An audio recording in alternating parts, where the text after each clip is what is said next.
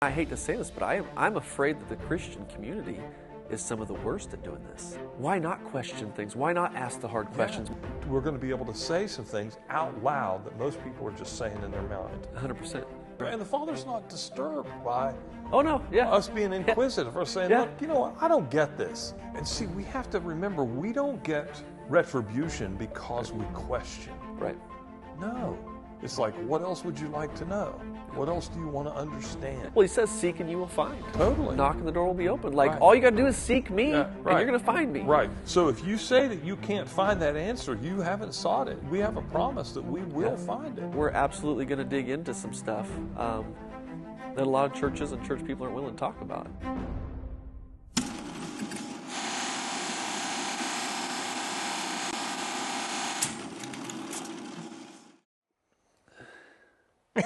I just got to make sure it's in focus here, so it's focused on the right thing. Yeah. Yeah, it looks good. Congratulations. We're finally here. You did it. It's exciting. Yeah. This really Yeah. is. I've been up all night. Oh yeah. Yeah, I was pacing back and forth. There's like weight on this. Do you feel it? 100%. Yeah. I So never anticipated it having that kind of weight. yeah, I was like waiting for a junior high date. I'm like, of course he's got to be late. Are you freaking kidding me? Yeah. You got to be 45 minutes late. Well, you changed the freaking Oh, my time gosh. 3 times. I mean, I have a life to live too. No, I just didn't anticipate my challenge today. Yeah, I was so. I just spent time in prayer, and I'm just like, God, why is my heart? There's Yeah. weight. There's Yeah. weight to this. Yeah, and I think that's where I was at with it, is like, Lord, this is not our gig. Nope. This is His gig. Yeah. And I just want to be able to honor Him and say what it is He wants to say. But I have to tell you, there is a weight on this, and it's the going forth of it. Yeah. That's what it's not the creation of it. It's not necessarily even the content. Right. It's the going forth. I don't know where it's going to end up, Right. but it's going to get in a stream somewhere. It's going to get in Yeah. and it's going to go. I'm really amazed at the sense I get of it. Well, see, and I don't even necessarily care. You know, I was just sitting here praying, and I'm like, God, my heart is there's some weightiness. Like I said, I'm like, I've been in front of cameras pretty much my whole life, Yeah. like filming for hunts and Yeah. all kinds of stuff, Yeah.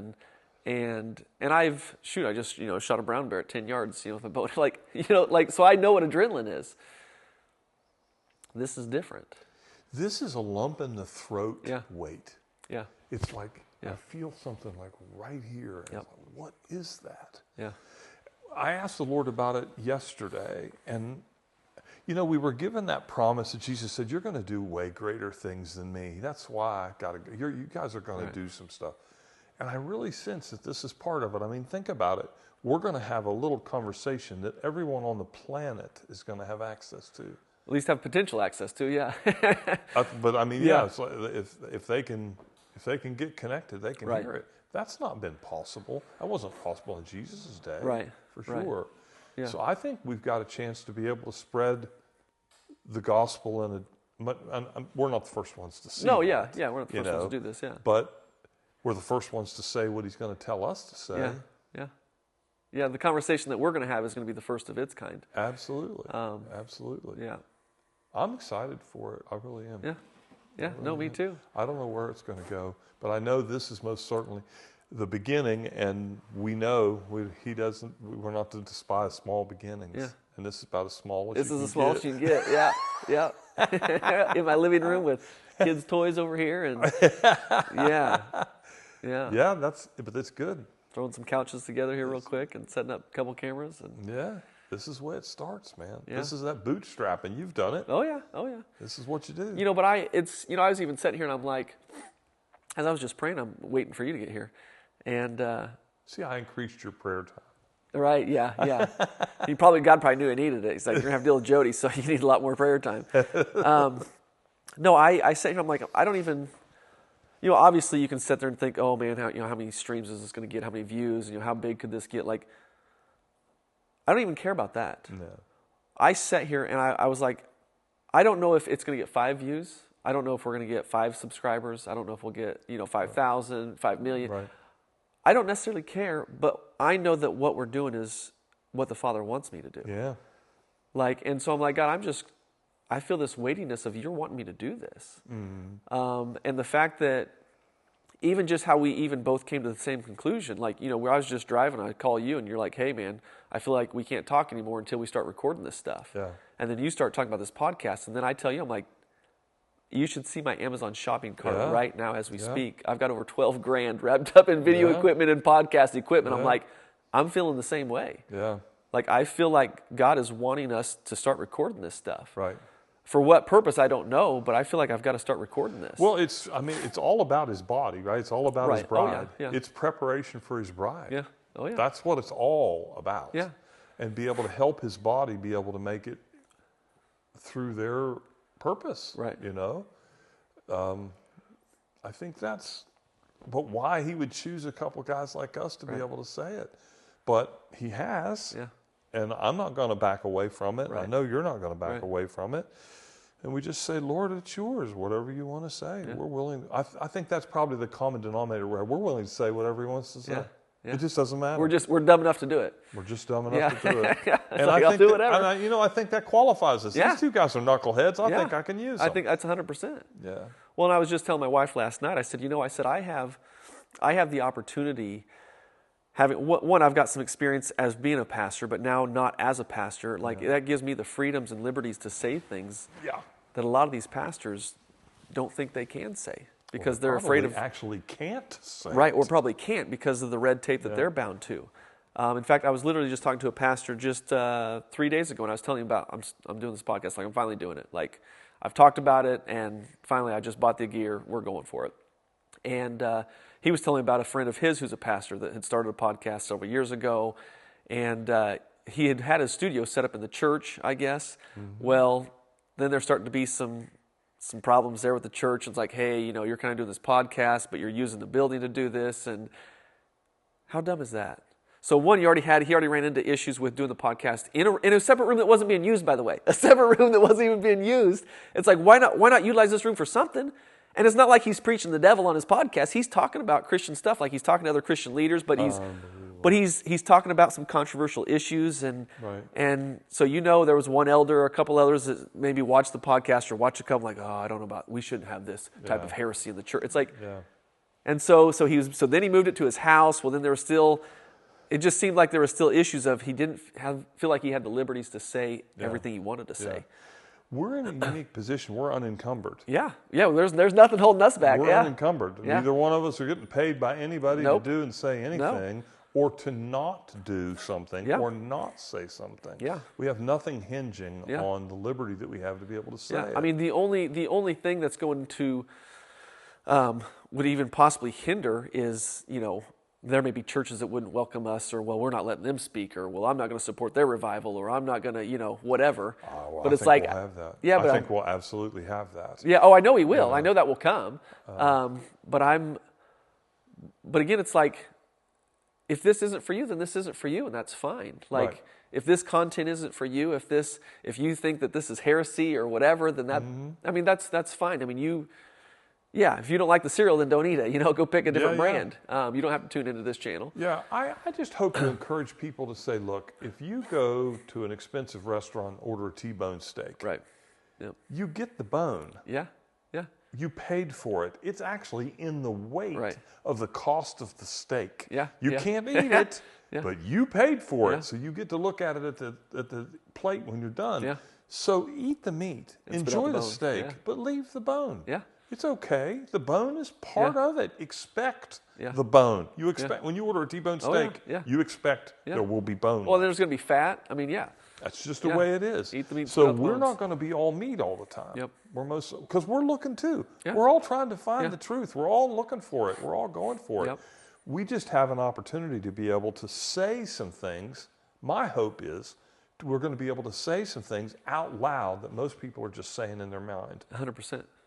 100%. So we're going to ask some of the questions to each other. They're going to be uncomfortable to answer. Absolutely, yeah. We're going to ask questions that we don't ourselves have the answers to. Yep, yep. And maybe, just maybe, between the two of us, we can mine out an answer that both of us can live with, or one or the other can live with. And hopefully it will spur the audience on for them to be able to go, I never thought about that. So I believe that's what we have an opportunity to do with some folks, that in the privacy of their own home or with their earbuds in, they're going to be able to process some things that maybe their pastor, God love him, isn't in a position to be able to discuss. Right. Yeah. And I feel for him. Yeah. But maybe that's the reason that we've been given the opportunity and the outlet is we'll say it and we'll talk about it. And they can comment about it, good, bad, or indifferent. But let's all agree to look for truth, be truth searchers, and to be able to move forward in the kingdom. Yeah. We all don't have it. We all don't have all the revelation yet. Yeah. Well, yeah, that's just it. Like, we're absolutely going to dig into some stuff that a lot of churches and church people aren't willing to talk about. And my hope and prayer is that everything we've just discussed, like, I hope, and what this allows too is to people to click play in the privacy of their own home. You know, they may not pull up in the Bible study at church. Right. You know, because man, I don't even want Tom to know that I even watch this podcast, because these people are. Right. But at least they can watch it or listen to it in the privacy of their own home and be like, man, you know what? There's some truth here. Yeah. Like, and for all of us, for you and me even, like, there's some digging that God needs to do in my life. There's some inaccuracies that I know that I have in my own life. I don't know what they are, you know, but I know that I have them. I'll help you find them. I know you will. Yeah, and I'll point out yours too. I brought a list of them. Right, exactly, yeah. So, but that's the thing. Like, there is this balance of, you know, accountability and what does that look like, and helping your brother, and what exactly does that look like? I don't think it's throwing stones. No. There's a lot of people say, oh, you're doing this, and they may be accurate. They may be dead on accurate. It's like the prostitute. It's like, oh, well, she's done this, and they were right. Oh yeah, the law was in place. The law was in place, and she done messed up. I mean, what they spoke was truth. Absolutely. But they didn't speak truth in love. Right. And that's one thing that you and I have continually had. As much as we have even pissed each other off at times, we still, at the end of the day, it's like, man, I don't know why I still love Jody, but I love him. Yeah. And I think you have the same relationship for me. Like, and there's been times where we have spoke as harsh to each other as another human being can speak to each other. I've never had anybody that right. I mean, you know the conversations, and we'll see how far this goes. Yeah. But again, and we've had to turn each other off at times. It's like, I just got to turn Jody off for a couple weeks. Yeah. Like, I got to think about this, pray about this, whatever. This is what I keep coming back to the realization in the end. There are things that there are some views of yours that you hold that I'm just like, man, I think he's freaking crazy. Yeah. I think he's crazy. But when I look at you, when I look at your life, and the scripture says you'll know them by their fruit, I'm like, man, but I'm convinced that he loves Jesus. Yeah. I'm convinced that he loves Jesus. I'm convinced that he might even have a pretty good relationship with Jesus. Yeah. And I'm convinced that he loves me. Yeah. How do I not continue to at least want to foster that relationship? Yeah. Regardless of how crazy some of his views I think might be, yeah. Like, how do I not want to engage in that? Yeah. Like, how do I not partner with that? Yeah. I wish all these different denominations and all these different churches and church people, I wish we had at least enough humility to recognize that we don't know everything there is to know about God. Right. Nor do we know everything there is to know about the scriptures. And, you know, I had a professor tell me in college, the truth has nothing to fear. Right. And it's like, why not question things? Why not ask the hard questions? Because all you're going to do is eventually, as you cut away at this stuff, the truth was going to rise to the top. Yeah. Like, if you're genuinely seeking the truth, you're going to find truth. God's not going to hide himself from us. Right. Like, he's going to reveal himself to us. Right. And so if we're just willing to ask the questions, the hard questions, the intimate questions, the raw questions, the questions that nobody wants to say out loud, right. Eventually, as iron sharpens iron, right. We're going to get to more revelation and more truth. And it may not be the full truth. I mean, look at the disciples. Jesus said, look, I've got so much I want to give you and tell you, but I can't do it right now. I can't do it all right now. So he brings us along as we're able to walk through it and chew it and digest it. Yep. Because we know that there are things that come to us from time to time that we reject them. They're true. Yeah. And they're for us. Yep. I can't stomach it. I'm not in a place where I'm clear-minded enough where he's illuminated that section of my heart that needs the treatment, and we end up rejecting it because of it being ill-timed, as it were. And I think that's what he's going to do, is that we're going to start getting pieces of the puzzle. I think we're going to get a chance to be able to do that for people. At least that's my prayer. Yeah. You know, that we can ask some of the questions of the Father. And the Father's not disturbed by us being inquisitive or saying, look, you know what, I don't get this. Yeah. This just really sucks. Yeah. I don't like this. Yeah, we're not making him unstable. He's doing just fine. He's like, man, and in fact, I think it would please his heart to know that we're asking these hard questions. Like, I just think of my two boys, and the oldest one, he's starting to ask questions, and yeah, I mean, he's asking some hard questions for an 8-year-old, and it's very easy for me as his father, who's got quite a few years on him, to look down and be like, oh man, like I already know the answer to that question, But it pleases me to know that he's asking the hard questions. And he's asking you. And he's asking me. He's not asking someone else. Correct. So he trusts the answer that's coming from you has got what he needs. Your answers are safe for him. Yeah. May not be easy for him, but they are safe for him. He trusts your integrity. Well, and even just the environment of asking the questions, he feels safe enough in my presence to ask those questions. Right. And again, I think our Heavenly Father is no different in the sense of, son, this is a safe place. I would totally agree. This is a safe place. What do you want to know about me? And see, we have to remember, we don't get retribution because we question. Right. We don't. Yeah. He's not saying, sit down and be quiet. Yeah. No. It's like, what else would you like to know? Yeah. What else do you want to understand? Yeah. Well, he says, seek and you will find. Totally. Knock and the door will be open. Like, all you got to do is seek me, and you're going to find me. Right. So if you say that you can't find that answer, you haven't sought it. Right. Because we have a promise that we will find it. Yeah. It may take time. We may have to sift through. It may take multiple layers. It may take multiple people. Right. Yeah. But it will come. Yeah. It will come. Yeah. And I think the thing that we just have to make sure of, at least me, is that we don't come with pre-canned answers. That we're asking questions, I've already got the answer to that. Right. I just want to see if Brett has it. Yeah, yeah. Right? We do that to each other sometimes. Yeah. Oh, yeah. Like, I'm loaded. I'm ready. I'm going to ask you something. I'm going to drop you like a hot potato. Oh, yeah. But that we come with the fact that we're genuinely seeking.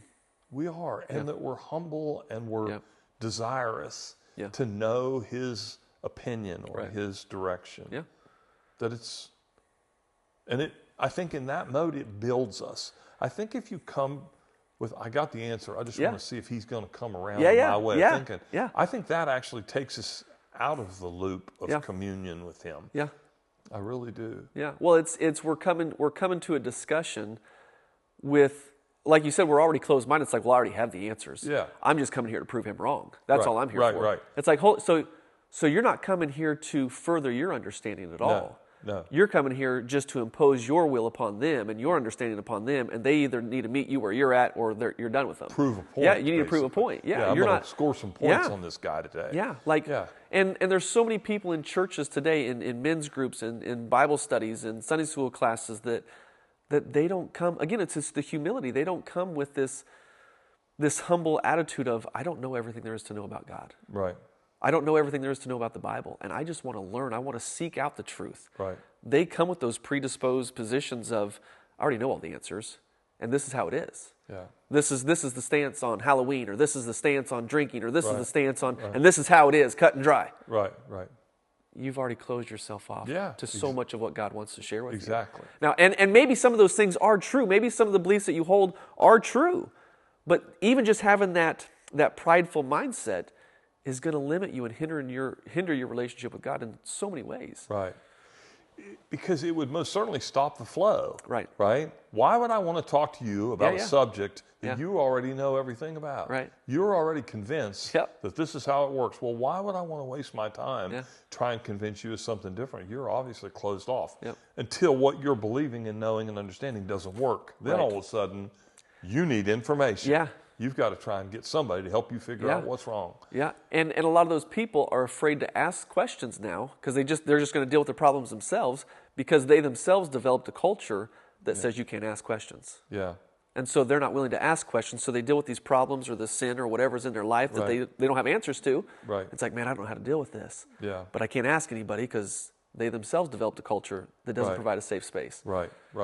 Well, and the other thing too, I think, is that you box yourself in.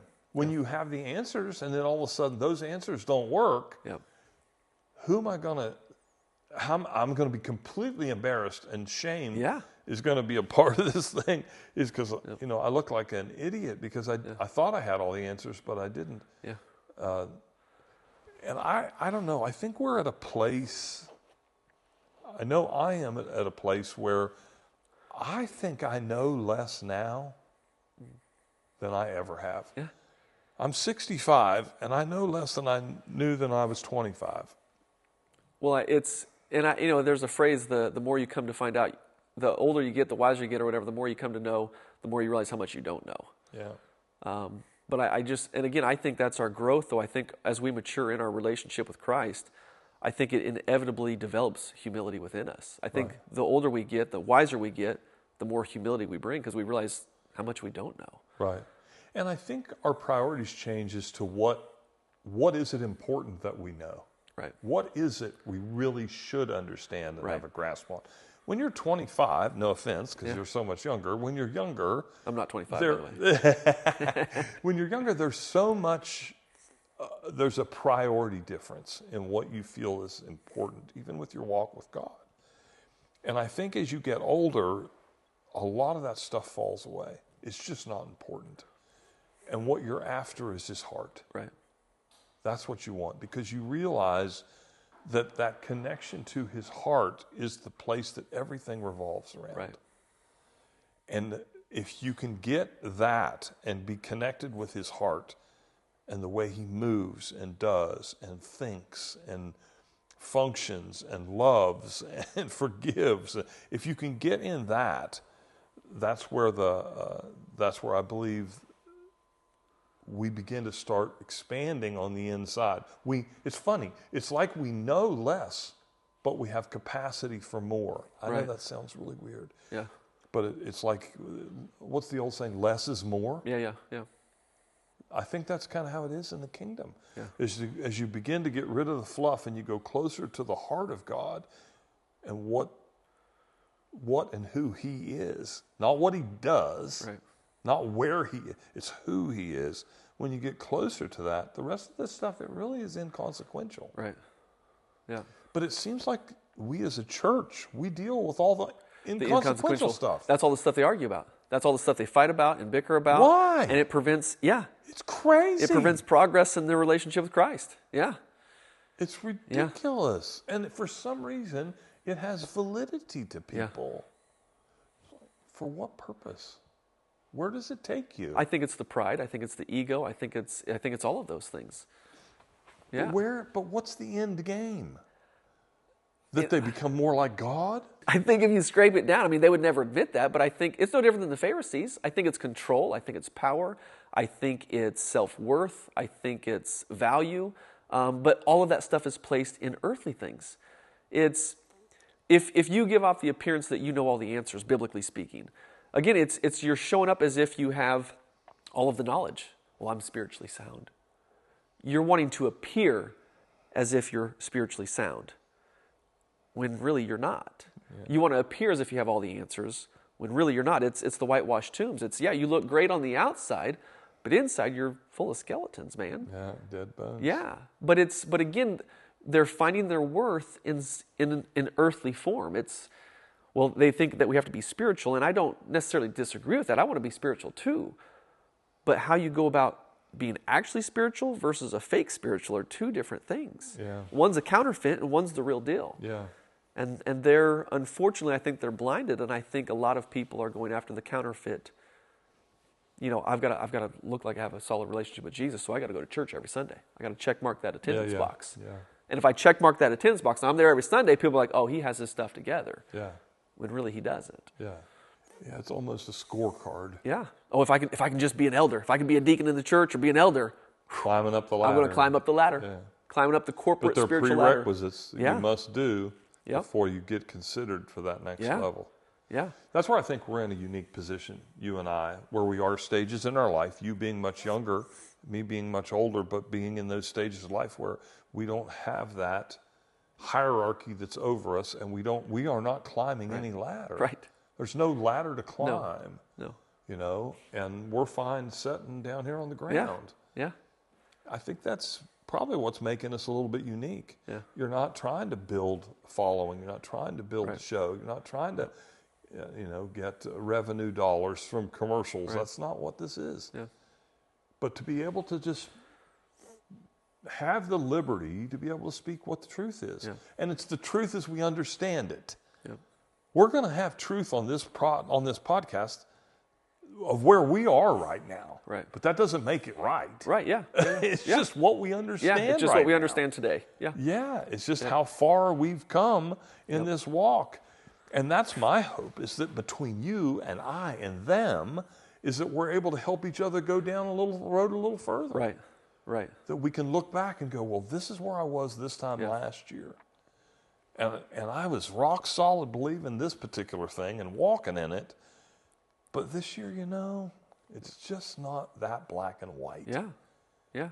And that's probably what I'm learning a lot too. Brendan is one that always says this. He talks about the richness of the word and how we seem to make it very industrial. It's black and white and straight and square, and it fits right here. Yeah. And you can't turn it, and it's right there. But the scripture is so much more alive, so much more flowing, so much more rich, more depth. And I hope that as we dive into the scriptures that we're able to pull some of that out and show some of that. Right. I think that's what gives it its value. Yeah. Is its richness. At least that gives it, to me, it does. And I think the transparency, I think the honesty, I think the realness, I think all of that is what gives it its value. Because I think you're missing a lot of that in a lot of churches today. And I don't want to paint a broad brush and say every church, but I think there's a lot of churches that they're not able to have these conversations. They're not able to let their hair down because it's not a safe place to ask those questions. It's like, man, heaven forbid I ask how to, like, hey, my 3-year-old's got a crazy temper. I don't know what to do with this. Because we've got to act like we have it all together. We've got to act like our family's perfect. We have to act like our 3-year-old doesn't have a crazy temper, Yeah. And so we can't ask those questions. Or heaven forbid we ask a question about the scriptures. Yeah. I mean, heaven forbid I give any sort of inclination that I don't know my Bible or what the Bible says about a particular topic. Yeah. And so I hope that, I mean, obviously between you and I think this is always going to be a safe space for you and I. Absolutely. Yeah. It has been from day one. Correct. And so my hope, though, too, is even for whoever's watching this, the 5 people that are watching or whatever, I hope that it's going to continually be a safe space for not only you and I, but for all those who are watching as well. Right. And realize that, man, these are 2 guys that they are admitting that they don't know everything there is to know. They just desire to know more than what they know today. Right. And what we know today, like you said, what we know today is not going to be the same of what we know tomorrow. Right. But just the fact that there's a willingness and there's a hunger there and a desire to want to know more. And yeah, my hope is that even the people watching this, because you and I both know there's going to be times we're going to get the keyboard warriors that are going to, get on there and be like, oh, well, you're heresy, and I can't believe you'd ever think this. And man, I hope that's to a minimal. I hope the greater audience sees the greater good and has a desire. I also think part of the liberty that we have in doing this is we don't have to entertain, that. There's no obligation on our side. Yeah. There's a desire for all of us to walk along and all of us to make it and figure it out together. Yep. But there's no obligation that we have to. So I'm not going to argue. And I think you're kind of like, you and I might argue. Right. We trust each other and we go after it. But I'm not going to argue with someone that I don't know who they are and try and prove my point. Right.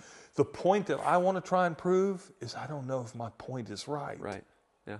I'm not sure 100%. Yeah. This is where I've been living the last 6 years in this point, but I'm not totally positive it's correct. And it might help you. Maybe from where you're at, it's a big jump. Right. Maybe where you're at, that's my next step. That we can do that for each other. Yeah. And it be safe. Yes. Like you said. Yeah. And fluid and available. Right. That's the other thing, too. I think we're going to be able to give people the chance to be intimately involved in the discovery of his heart. And it be 24/7, 365. Right.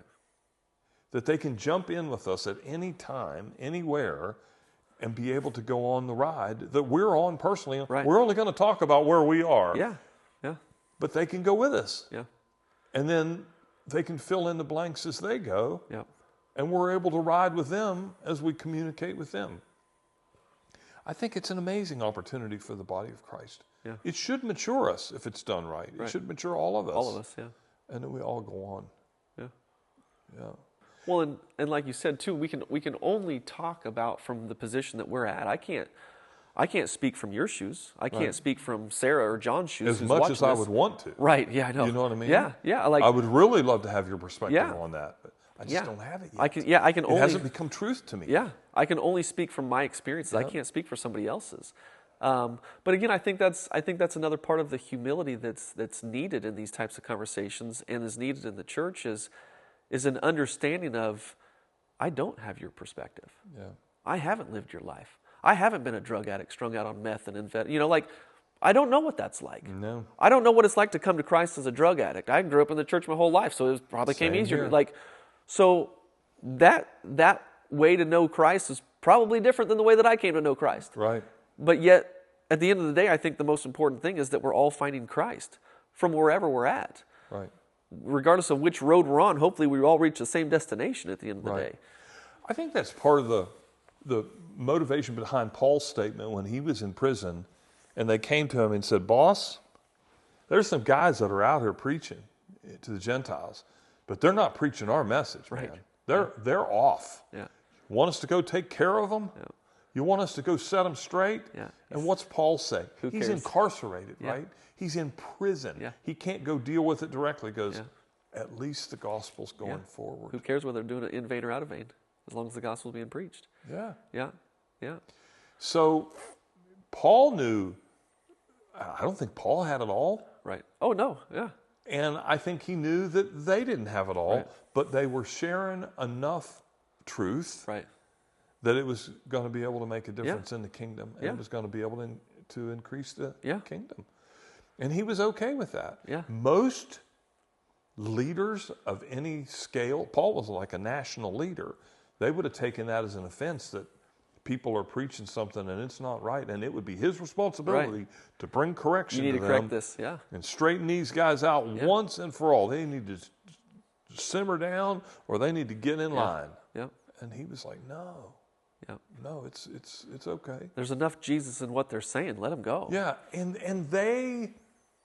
we all haven't arrived from day one. Right. They're going to make a correction. Yep. Their theology is going to twist and move as they experience and do and know things and rub, like you see, those two things rubbing together, being able to take off those edges. Yeah. We've all done that our whole life. And even if they go off the deep end and start preaching crazy heresy, again, I still come back to the statement, the truth has nothing to fear.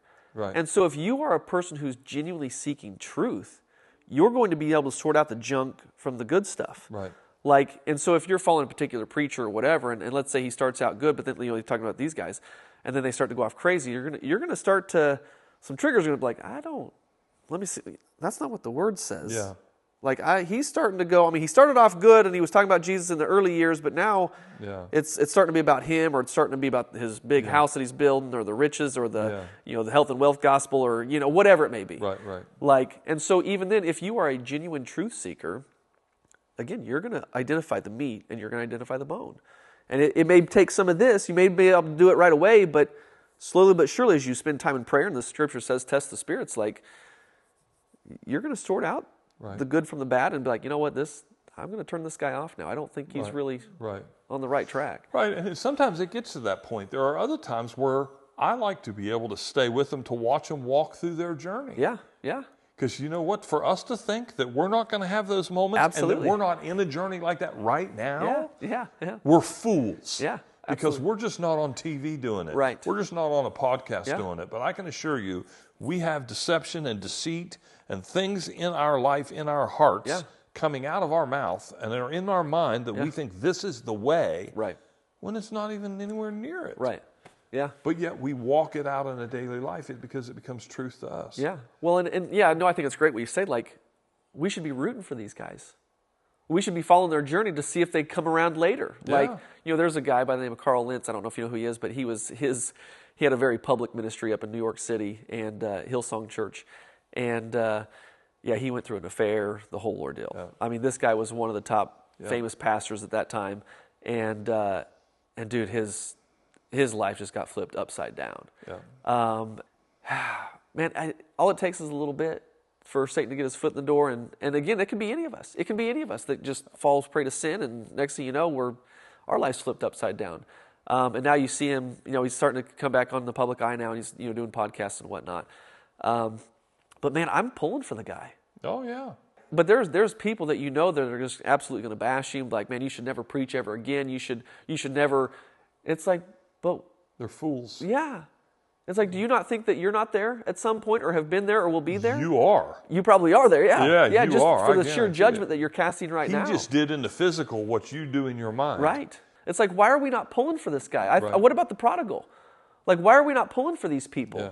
Like, if you're so found and he's so lost, why are you not reaching out with love and trying to get your lost brother found again? If you think that you're the found one and he's the lost one. Yeah, I actually had a guy that I knew that went through a situation very similar to that. And everybody, I mean, he poured into people's lives for years. He counseled people. He preached his socks off. He was there for everybody. I mean, this guy was dedicated, and he went through a bump in his life, in his marriage, and the whole thing. And in one day, it was like instant, everything's toasted, and he's ran off with this other lady and the whole thing. And I can remember people that were in that congregation just roasting this guy. Yeah. And they had multiple layers of ministry. He was just one of 8 or 9 people on staff that were pastors, kind of thing. But they roasted this guy. And I remember being in a class that this guy had. He was actually teaching before he departed. So they still had the class. Another guy took over. Well, it ended up being a roast. They had a roast of this guy about how wicked and evil and all this stuff. And I took about 15 minutes of it and I said, okay, that's it. I'm going to say something. Right. So I stood up and I said, look, I don't know what your all's problem is, but you seem to forget who this guy is. This guy's our friend. This guy's one of our brothers. This guy's been a teacher and instructor. We have gleaned tremendous truth from this guy. Yeah. I mean, and here you are tearing him to shreds, and he's not here to defend himself. Yeah. How high and mighty are you that you seem to have it all together and you know everything? You don't even know the situation. You don't even know what happened. But yet you're ripping this guy one side to the other, that he's just a piece of nothing. Yeah. So that was just a day or so after this whole thing went down. And I remember coming home from that and spending some time with the Lord. And I said, Lord, this is wrong in every way. There's mistakes everywhere here. But I don't have to go down the wrong path too. Right. How do I deal? What do I need to do? He said, you need to do 2 things, and you need to do them immediately. I said, okay, what are they? He said, find him and make sure there is nothing that he lacks. So I finally found him in Florida, which is 15 hours away. Right. And he left with nothing and had access to nothing because of the situation. So I actually spent 3 years not only doing what I knew to do to care for him as a friend, but I hired him and gave him a job and made sure that he had income for his family and to take care of his children and to be able to not have those burdens on top of what he was dealing with in his personal life and what all was going on. Yeah. And so the pack of rabid dogs that were eating him up, guess what they did? Started to eat you. They turned on me. Yeah, absolutely. Yeah. So now I'm a dog. Yeah. Yeah. And I'm like, you know what? You can have it all. If you think they see ya. Yeah. I don't need this. I'm going to take care of my friend. I don't care what you think. Yeah. And it ended up being, he's told me multiple times. I remember having a meeting with him one time, a lunch meeting with him one time, and 10 years later, and he said, you have no idea. He said, you saved my life. Yeah. I was not going to live through that. Yeah. And I never have forgotten that. Yeah. That there was, and I was just being a good friend. It's what you would do for me. Yeah. you'd find him like, you're an idiot, but I'm here with you. But I'm here. Yeah. You know, come on, let's go get a cheeseburger because you haven't eaten in 3 days, you knucklehead. Yeah. You know, now how are we going to fix this? Yeah. That's what you would do. Yeah. And that's exactly what I did with him. I made sure he had a car. Yeah. He had no car. He just literally left. But it was, I think the majority of the issue was the burnout from the church. Yeah. He was just doing this and that and this and that and these responsibilities and this weight being put on him and he had this performance level and had to do these certain things, and I think it was just, and that it wasn't who he was. Yeah. He was being pushed into a mold that wasn't him. Now I'm not making excuses for what he did. Right. But it was a terrible time for him in his life. And I just was amazed at the people that abandoned him. Yeah. Well, and I hate to say this, but I'm afraid that the Christian community is some of the worst at doing this. And it's why? It comes back to the pharisaical attitude, I believe. So whenever let's just say a pastor has a big scandal. Let's just think of the worst case scenario. You're usually the leader, because if it's a congregation member, it's not as public, and so it's not quite as bad. Right. And so let's just assume the pastor's got the worst thing possible. And so what you have is immediately there's going to be people who want to disconnect and disassociate with that individual because they want to put distance between them and that guy. Because I believe the reason is I don't want my life to look like his life. Yeah, I don't want to be dirty myself. Yeah, guilty by association type deal. Like I don't, and after all, I have to make it look like my life is together. Right. And my life is clean and pure, and I can't hang out with impure people. Right. That's what the Pharisees did. Why does he hang out with the tax collectors and sinners? Yeah. We don't. Eats with them. And eats with them. Heaven forbid, might even drink with them. I know. And not pop either. I know. Whoa. I know. Yeah. Like it's he made some at the wedding. Yes, right. He made the best at the wedding. Yeah. So, but yeah, that's a topic for another day. Yeah, we'll get there. But but again, you look at the scriptures, and I heard this said, we need love the most when we deserve it the least. And I believe it's true. Yeah. And if you look again and you look at scriptures, the scriptures say that he will never abandon us. He will never leave us nor forsake us. He's there through it all. Yeah. In fact, I'm not so sure he's not more there when we need it the most. He comes close. He comes even closer when we're broken. Yeah, he doesn't put distance. Yeah, but a lot of the church people, they do the opposite of what Christ would do. Yeah. Oh, I can't be associated with this guy. I mean, he's had an affair and he's had this happen and no, I can't be associated with this guy. And I think that's a greater representation of where you are in your maturity. Sure. Like you're not as mature as you think you are. Right. Like the fact that you think that the view of you is going to be tainted by the public by hanging out with this guy. Right. To me, that shows me where your maturity is. Right. And I'm not saying that I'm fully mature either. I mean, I've got my own issues. Yeah. But yeah, I think we need to love. I mean, we need love the most when we deserve it the least. And I've found in my own marriage too, like love is a far greater motivator than fear ever will be. Oh, absolutely. Like whenever my wife has loved me through my faults and my sins, it makes me want to do even better. Right. Than if she were to say, if you ever do this, I'm going to leave you. Right, right. Like both motivate. I'm not going to say fear doesn't work, but love is a far greater motivator. Fear pushes and love draws. Yeah, agreed. That's the difference. Yep. Fear pushes you into a place where you act right. Yeah.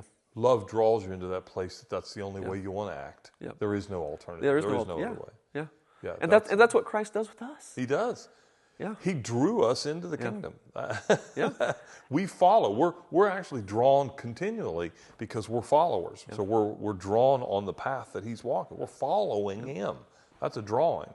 He's not behind us pushing, prodding us with a he's not. Yeah. If it's this way. Yeah. That's a big difference. Yeah. It's a big difference. I think something that's grossly lacking in most churches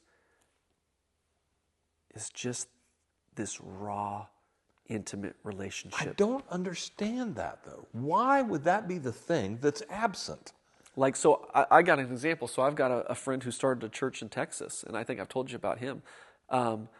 That's the one thing they focus on, and their church is growing like crazy, is just personal relationship. Yeah. Our country, our world is so hungry for just meaningful relationships. Yeah. And they're not getting it even in churches. Yeah. Even people who can come under the same roof, who supposedly, at least on the surface, say they agree on the same doctrinal principles or whatever it may be, even then, you don't have depth of relationship. In a lot of, I'm not going to say all churches, because I'm going to get somebody that's going to get on the keyboard and go crazy. Right. A lot of churches don't have depth of relationship. But do they know how to have one? Because what I have seen with the association with the people that I have, is that they're afraid to be vulnerable because you're going to use it against me. You're going to freaking testify against me. Well, but that's just it, because their culture in those churches, they haven't established that that's a safe place to be. Right. This isn't a safe place to be vulnerable. Yeah.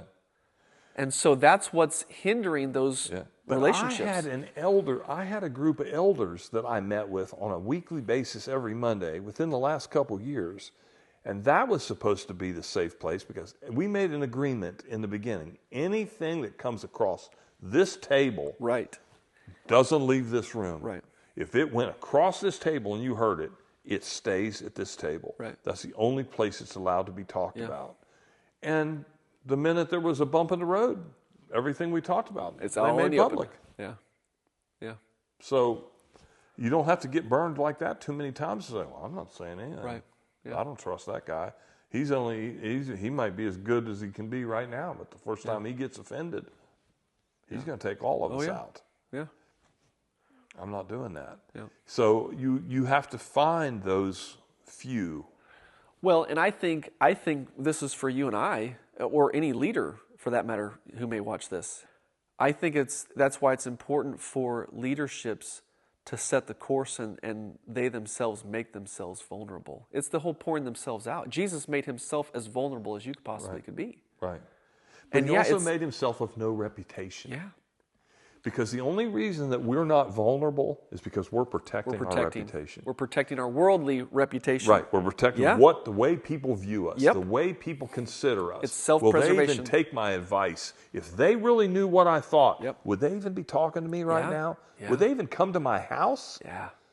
So there is a cost with vulnerability. It's like we talked about Charlie Kirk. There's a cost for speaking truth. And the cost is your flesh. It's everything, absolutely. It's your flesh.